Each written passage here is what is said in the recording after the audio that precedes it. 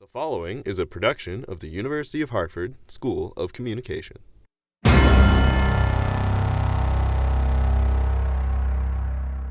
Welcome to another episode of Kupe With the Scoop, and this is the manager of Kupe With the Scoop at the moment.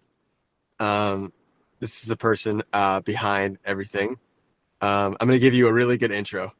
Okay. So, wait. If you don't know Dawn Ennis, cool. Here's what you need to know. Very patient, easy to work with, brutally honest, and definitely the type of motivation and shoulder push you need. Hold on. Professor at the University of Hartford. In 2013, you became the first transgender journalist to come out in network TV news. Won an Emmy as a journalist for Forbes, The Daily Beast, Out Magazine, senior executive. You didn't win Emmys for them. You just worked for them. Yeah, exactly. But that's okay. I have two Emmys. That's fine. So yeah, I got my Emmy and my GLAAD Award and my Connecticut Voice Honors Award up there, and also an award I won. It's a paper plate from the graduate program at University of Hartford. I got second place, so I saved it. It's a So paper plate. a paper plate, yes. Anyway, keep Senior talking. senior executive, CT Voice Magazine, Extra Magazine, and StarTrek.com, which is my favorite part of it. And Mine, you are also the sports editor for the Los Angeles Blade. yes, that's correct. And you host the Rise Up with Dawn Ennis talk show. I did until we canceled it, yes. Right. And you're also an actor. Please tell me about this. I was a child actor starting at age 5 until I was 17. I did modeling, I did commercials, I did radio and TV commercials, and I was up for two parts in a big thing, like a big movie and a big TV series, and I came this close in both cases. It was between me and another kid, and the other kid got it in both cases. So you started acting when you were 5. 5. So was that the dream when you were, growing up, 5, No, 10? it was to make more money. My father was a cop. My mom didn't have a job. And my sister and I both were inscripted to make money for our family. And with that money, we moved from Queens to Long Island. We bought a boat. We had the first color TV on the block. We had the first VCR. My parents went on lots of vacations. And then when we turned 18, my sister said, "So, where's my trust fund?" And they're like, "You lived it." That's it. Nope, no Like, money, not a penny. well, I mean, did you learn anything from that experience or basically just cash? I learned that I didn't want to be an actor. I learned that it was a job, and you probably played basketball when you were a kid. And I went to go audition and uh, go appear in front of a room of strangers and hope that they liked me enough to pay my way. So Years, overall, years not of therapy. not an experience you want to relive. My late wife and I agreed that because our oldest was so outgoing that we would give him one shot for a commercial. And I flew him from Florida up to New York City, and we went on the audition, and he didn't get it, and we said, "Okay, not meant to be." And Not meant to be. I think he's very happy because he was very outgoing at age 5 and age 4, and at age 26, he'd much rather be off camera and not being talked about. Yeah, I mean, I see that. I agree with it. Yeah. Um, so you are a teacher, and Yes, 6 years. someone say you are a mentor. Oh yeah, Uh, I've been a mentor to many inside the and university and outside, sure. I feel this is definitely. I mean, when you got into teaching, definitely different territory for you, right? Without a From doubt, without a doubt. First of all, I thought, okay, when I'm 75 and walking with a cane, Mrs. Ennis, oh, hello, I'm Mrs. Ennis, and I'm here to teach. And I thought that'd be fine. But they came to me 6 years ago when I was still in my mid 50s, and I was like, wow. Well, when opportunity knocks, don't answer the door or answer it. And I did. And I'm very happy I did. Matter of fact, if it were not for teaching, I wouldn't have a master's degree because the university paid for it. what was your first impression though when you were offered the job? Like, were you like, okay, we'll do this for, we'll see how long this goes, I figured I'd give it a or shot. Yeah, I was not thinking this was going to be a career. right? Honestly, I thought it would just be a fun part-time job. And I was between jobs at the moment, so it worked out great. Well, how did you get into starting to managing the podcast studio? Because for me, it's been really important. I've been trying to bring more, not awareness, but I've been trying to kind of bring it up. So for you, you've been manager for longer than I've been there, I believe. Yes, so Um, about 5 years, and Dr. Jack Banks created the podcast studio and asked me if I would be the coordinator for it, the manager. And what was great was is that I got to basically create the job because no one else had done it before. So I was responsible for making sure it looked the way it did and using the equipment we have and what platforms we're on and for producing. And also I had to learn. I mean, I had done some podcasts, but I was mostly a TV person. And I had done right. radio in my early days of my career, right out of college. And in college, I was the news director of our radio station. So audio wasn't I wasn't a stranger to audio, but it definitely was a switch from working in television broadcasting.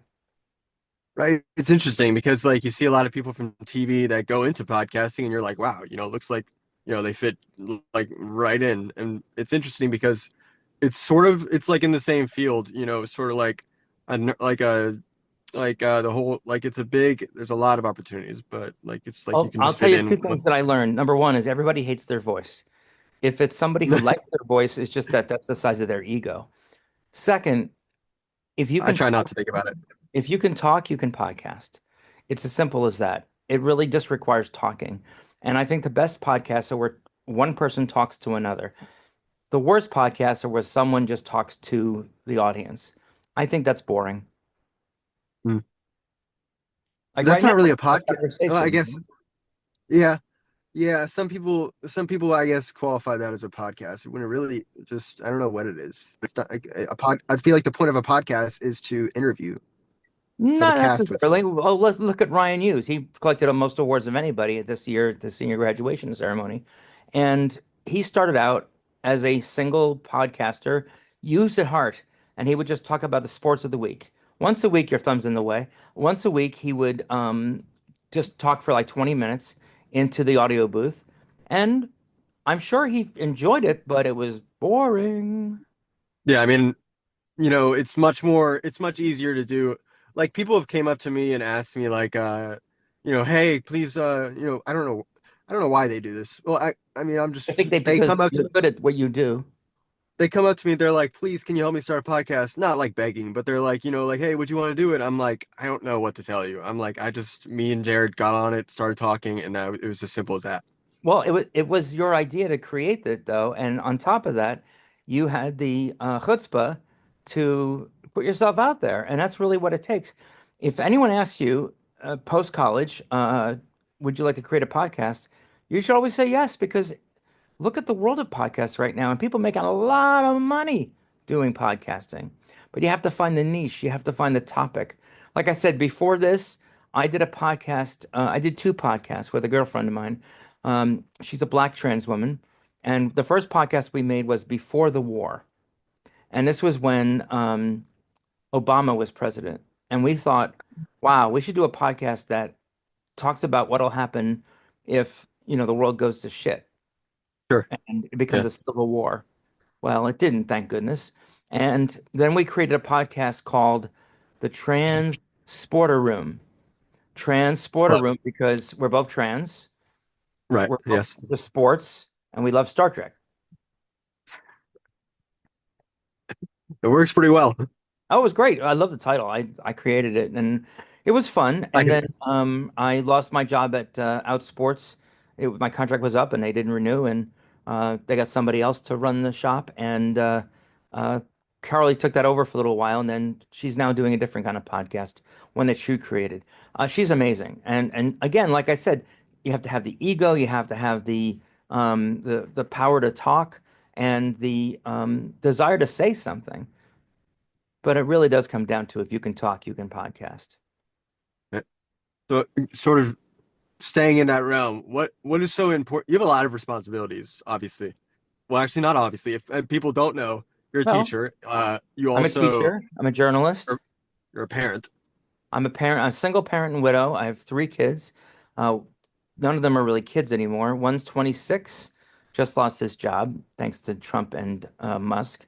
The middle child is graduating with her master's at U Chicago, and she doesn't have a job yet. And then the youngest is out on a job interview right now. She's a rising sophomore at Emerson College, and she also is trans.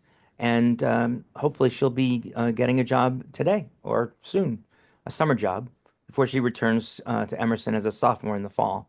But the oldest is looking for a job right now. I'm looking for a job. I'm between jobs at the moment. My university job runs through June, but then it ends. And then I think the hardest thing is that uh, they're at the university, they're getting rid of part-time professors, and Hmm. I'll be going back down to being an adjunct, which probably doesn't mean anything to you. It just means less money to me. Well, knowing that you do separate things, a lot of people like to do separate things and they juggle separate things. Oh So I was yeah, going to ask, what is the motivation for you to do separate things rather than pay just being a bills, teacher and a mother? pay bills. Um, Something beside, it's got to be something besides paying bills. There's got to be something Um, in there. Number one is paying bills because Emerson costs a whole fuckload of money. And unlike her older brother and sister, she didn't win a full ride scholarship. Um, I also happen to like having this house. We've been here 21 years, 21 and a half years next month. Um, I like keeping the air conditioning on and the heat on, the lights on. I like putting gas in the car. So those are all things. But Mm. the reason I do what I do is because I love, love, love telling stories. When the kids were little, they would ask, "What do you do?" And I say, "I'm a storyteller. That's what I do for a living." And I'm That is hope what I was looking for. yeah. Yeah, I'm hoping that I will get a job as a storyteller again soonish. And I've got applications in and we'll see. Fingers crossed. Mm. That's, I mean, that's probably where the motivation comes from so many people, just being a Well, I would storyteller. agree that's why I teach what I teach. I could teach lots of other things, but I teach journalism, advertising, public relations, sports broadcasting, podcasting, feature writing, news reporting, media literacy, and interpersonal communication, which all revolve around communication, storytelling, Communication. journalism. Yeah. Right.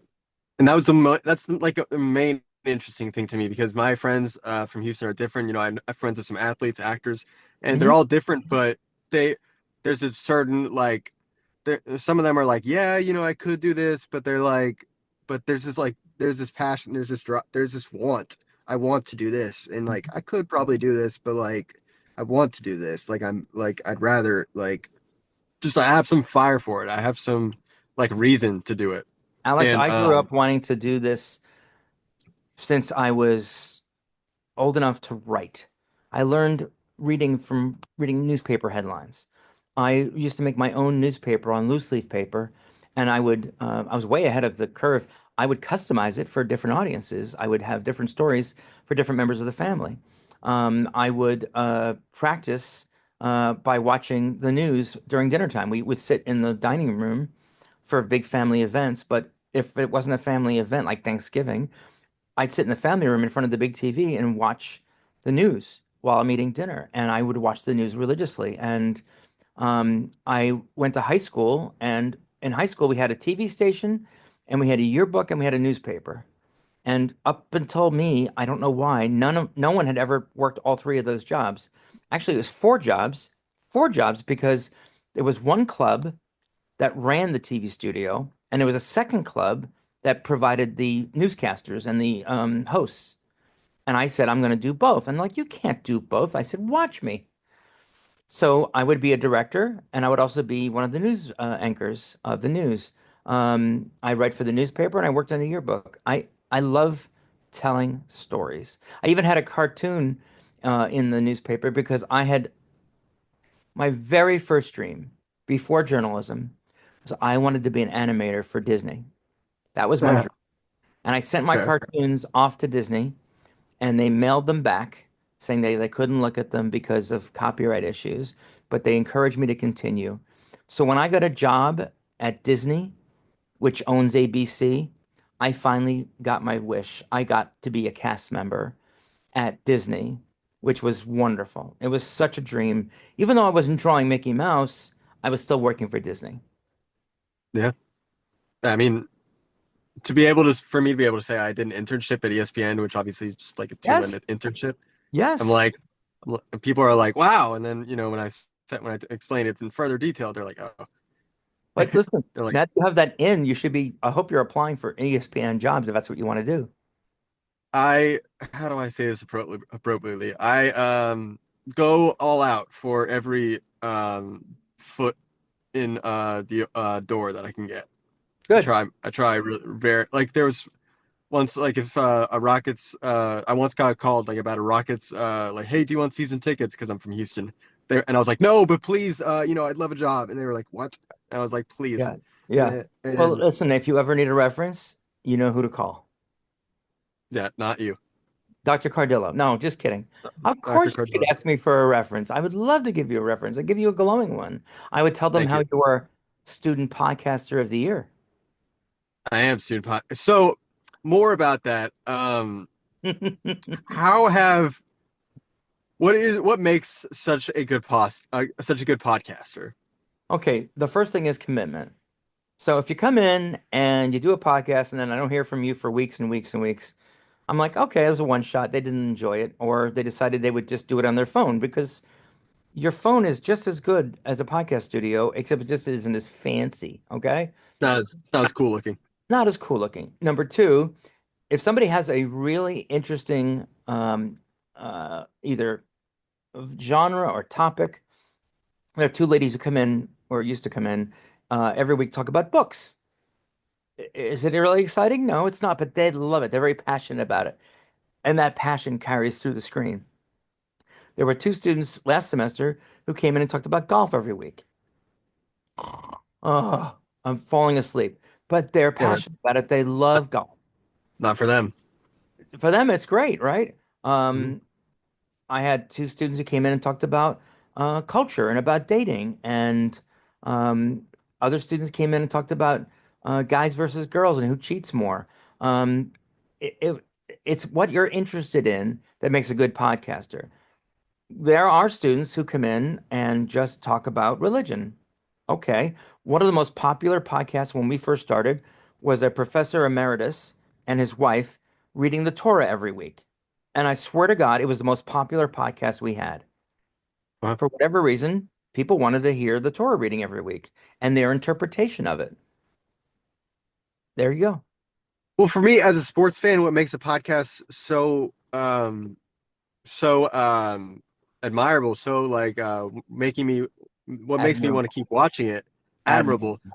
admirable, admirable. Yeah, we're working on the vocabulary. Um, But what um, makes me um, I want to keep watching it because of how genuine the content is, or yeah. the people in it, and Genuine is passion. All right. Genuine is that you're not bullshitting me. You really care about the topic you're talking about. Today's topic happens yeah, to be me.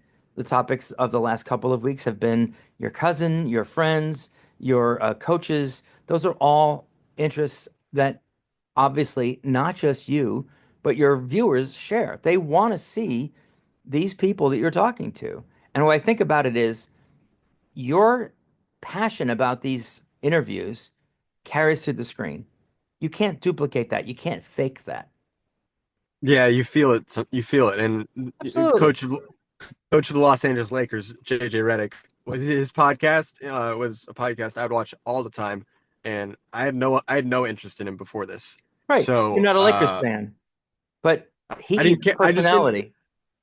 I'm a basketball fan. I was like, yeah, he's Yeah, sure. freaking good as shit. But I was like, okay, this guy's really interesting to listen to. All Right. right, Look, well, I'm not a basketball fan either, but I would listen to Gino talk all day.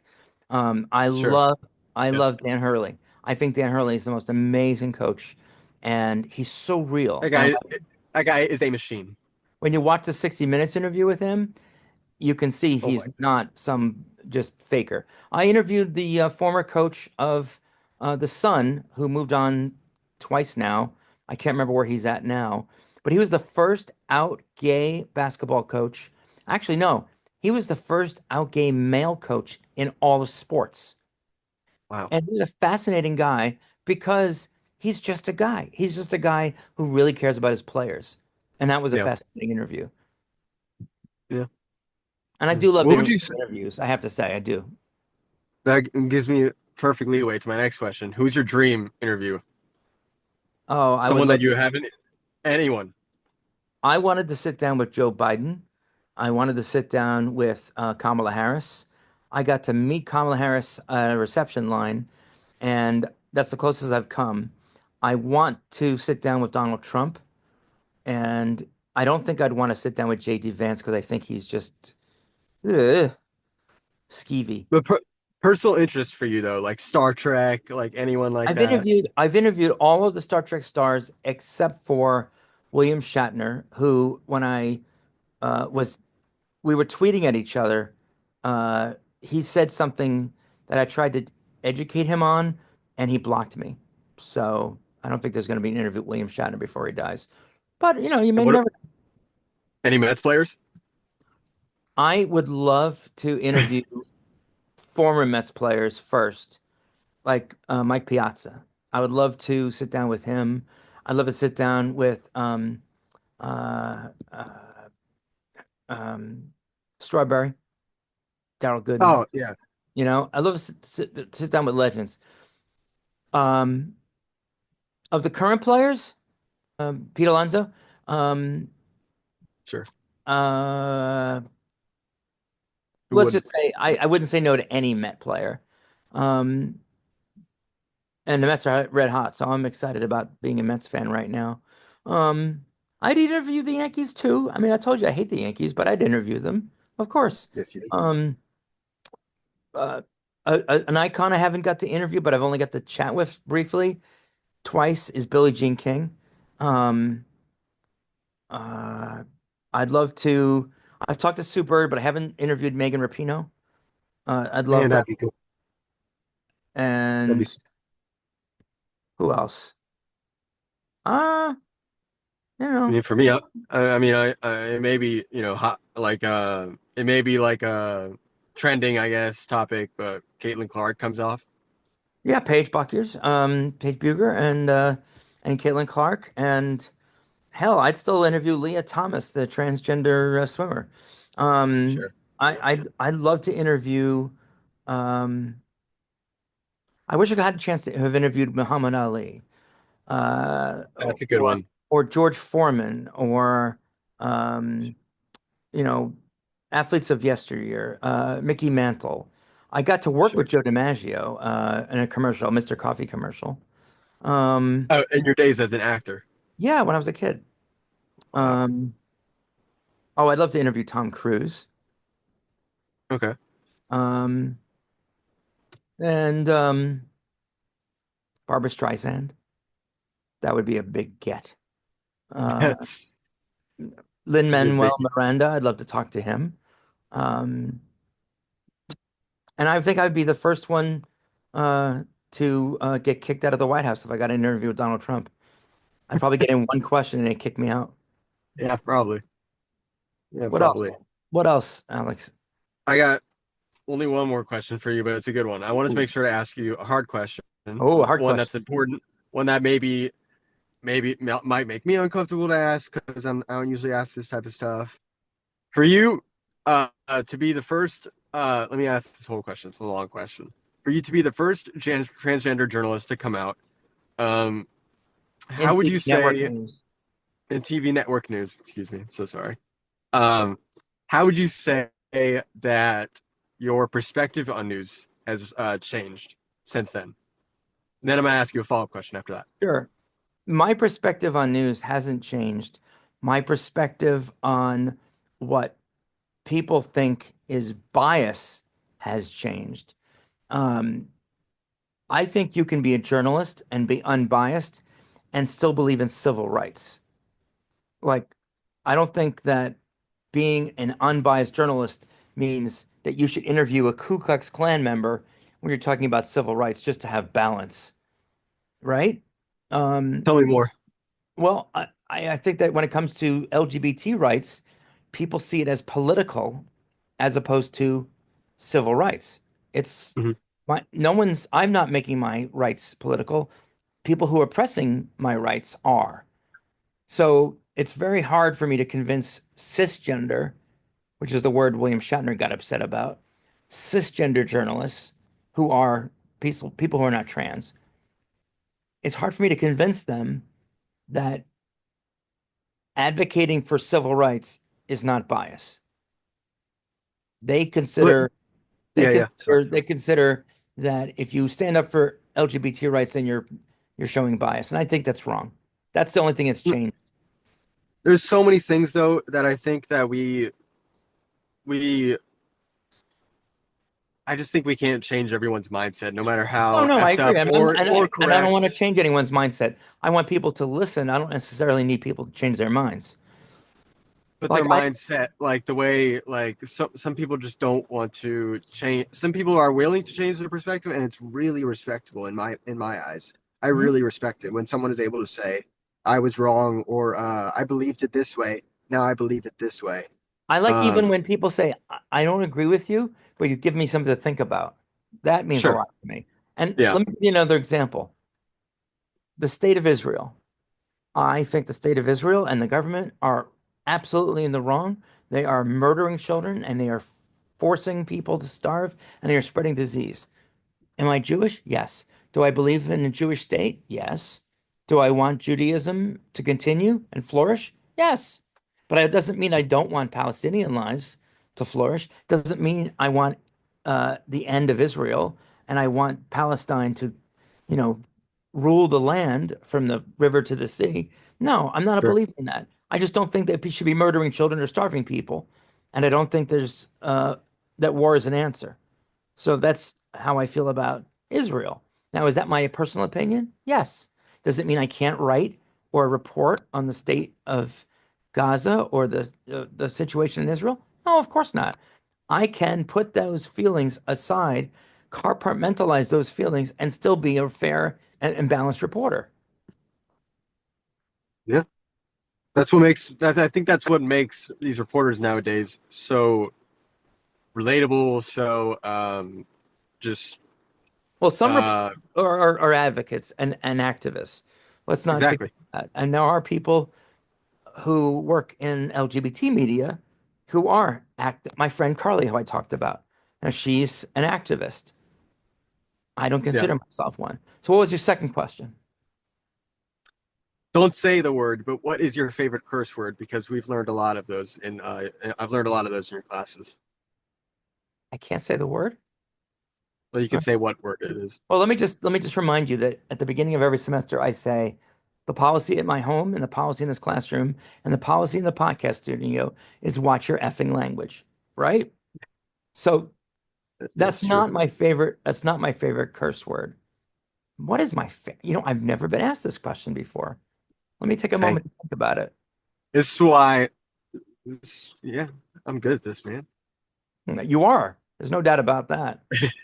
Um, I'd say the S word, Okay. Yeah. SH*T. I probably say that more often than I say the F word or other words. You are one thing about you is, as I said at the beginning, you are brutally honest.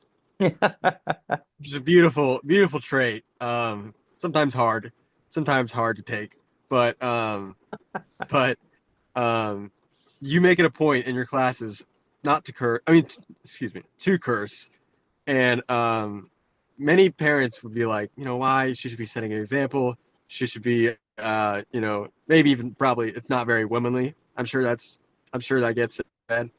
Or, she's a teacher. Okay, wow. Well, we're getting our answer right here. Why do you think it's so important why do you think it's so important to be your authentic self, no matter where the case and no matter where the situation may be? It is so hard having to hide who you really are. I spent more than 40 years pretending to be someone I'm not. They should give out Academy Awards for people who have to hide their true selves because it is a lot of work. Imagine having that burden lifted from you where you don't have to hide who you really are. Being authentic, living authentically, being the woman I am, being the person I am, being the teacher I am, the journalist I am, the parent I am, without having to pretend to be someone I'm not is so much easier, so much lovelier, so much better. My oldest daughter says that I was a much more angry person before I came out. My late wife said that she considered me a friend to her more than a co-parent because of me being true. She encouraged me to not hide who I was. She said, "You think you're lying to me. It's really that you're lying to yourself." My boss at work said I was a better employee after coming out. So the answer Sure. that you're looking for is it really is easier. It may be hard at first because you're afraid of rejection. And I was afraid of losing my job, losing my marriage, being kicked out of my house. All three of those came true. It That is a sucked. lot. It's awful, but my Yes. life is better. And then, things happen. My late wife got cancer. I had to move back home. Um, she passed away. I had to raise our kids. I will tell you this. I am a much better human being not hiding who I really am. I hope that answers your question. Definitely does. It's a great answer. Is there anything else you'd like to say before I end it? Because you have I a want to tell class to you rock that to. I want to tell you for all to hear that you earned the Student Podcaster of the Year award.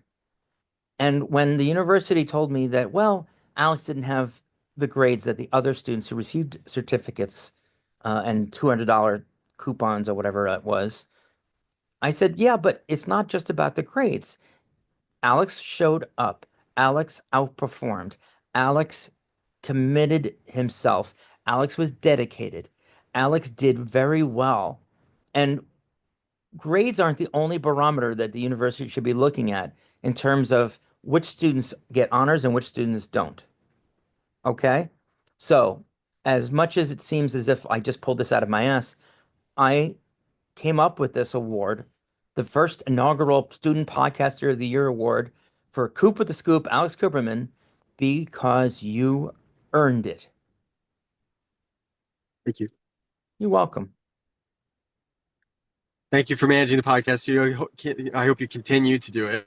I And volunteered to do it, and let's hope we, fingers crossed, I do.